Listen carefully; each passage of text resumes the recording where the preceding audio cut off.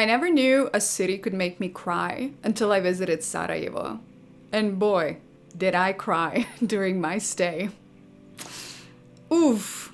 The goal behind my visit originally was to visit the Sarajevo Film Festival.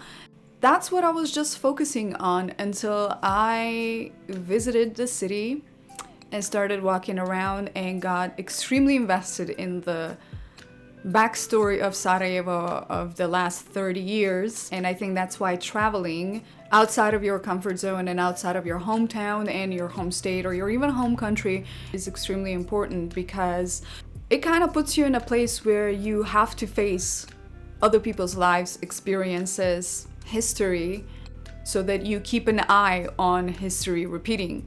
The devastating consequences of Siege of Sarajevo are still felt everywhere. It happened between 92 and 95, which is extremely recent history. And on one hand, you cannot walk around the city without being faced with that history on every corner.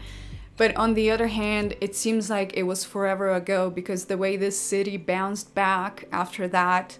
Everywhere you look, you can see the efforts to restore the city. And when you compare the before and after pictures, you can see that a lot of work has been done in a very short amount of time. And that's what surprised me the most. Of course, I could never quite get used to all the bullet holes that still exist in buildings. And the way the people are, you would think that people's hearts would be hardened by this experience and that they would become cold and uninviting and closed off. But that is the opposite of what I have witnessed, not only in my generation, but even in older generation that experienced those extreme brutal consequences of Siege of Sarajevo. The restoration of the city hall alone is worth documenting. This city hall can be spotted from the sky, which I guess it's unfortunate because it made it a perfect target during the siege.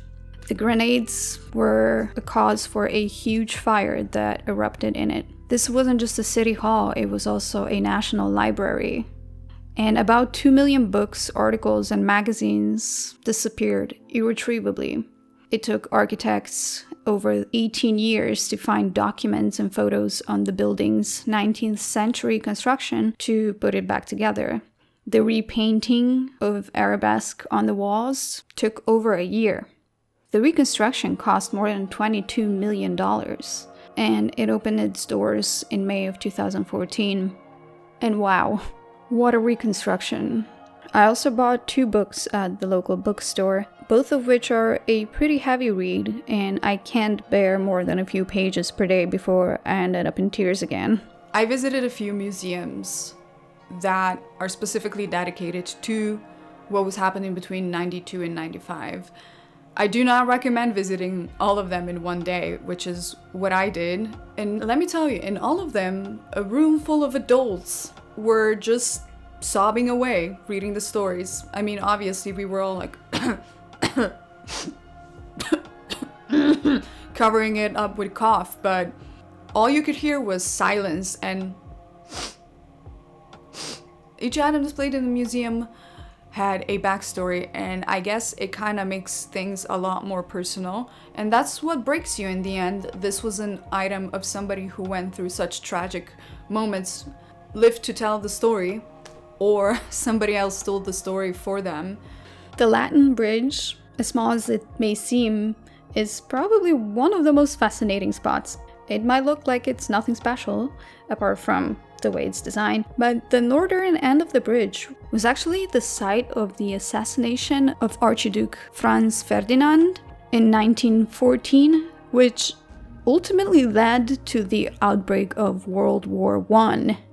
It's kind of crazy to think that such a random spot will forever remain as the start of something that impacted the entire world. History truly is all around us, and unless we learn from it, it's gonna keep repeating. I spent 10 days there, and even though I try to pack my schedule with activities, I still haven't seen all this city has to offer. In an absolute Barbara fashion, of course, I was seeking nature. One thing I truly like about European cities is that they are always so close to nature. And I'm not talking just like a few bushes in a park. I'm talking about like lush, dense, deep forested nature where you can get lost and hike. And Sarajevo actually has a full-on mountain within the walking distance from the center of the city. It's Mount Trebević, and I hiked up there. I actually made a separate video just for that because the hike alone was, my goodness, so green. And not only that, but they also have so many parks, and just generally it gives you an impression that you're not even close to a single city. I took a walk through the walk path, and this walk path has been closed to cars. It is at Sarajevo's eastern entrance, and it's actually the city's oldest walking path. It was given the name Ambassador's Alley because that's where diplomats who were residing in Bosnia planted over 150 trees. There are small little plaques in front of the trees with the names of those who planted them, and I think that's adorable. There's also a rock climbing area, kids' playground, lots of benches to rest, and plenty of nature to be one with. On the other end of this path, there is a goat bridge. Yes, it is indeed called a goat bridge, another historic site. And there's also a giant old billboard that says "Safe Travels," that is wore down by time but still standing. And that board alone brought some pretty heavy feelings. It might have to do with the fact that it says "Safe Travels," because those two words, they take on another meaning once you learn about the history of this city. The city also has some parks that are filled with tombstones and memorials for what took place in recent history. Seriously, it's very hard to pretend that history didn't happen. It's everywhere. Not to mention the views. The views are just spectacular. I am genuinely rooting for the city with all my heart.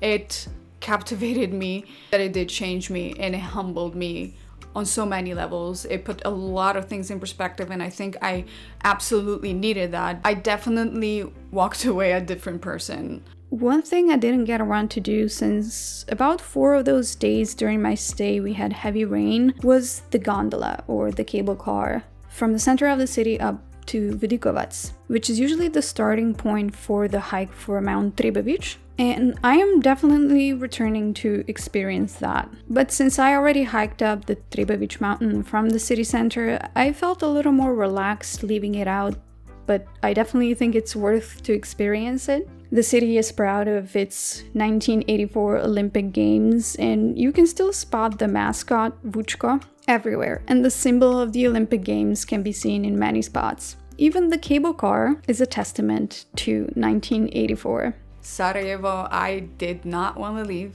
and I cannot wait to visit again. And I hope this video inspired you to visit the closest town to you that is rich with history and really dive into it and learn and be immersed into it, because I feel like that's what makes our lives richer. So thank you for your attention, and I'll see you in the next video. Bye.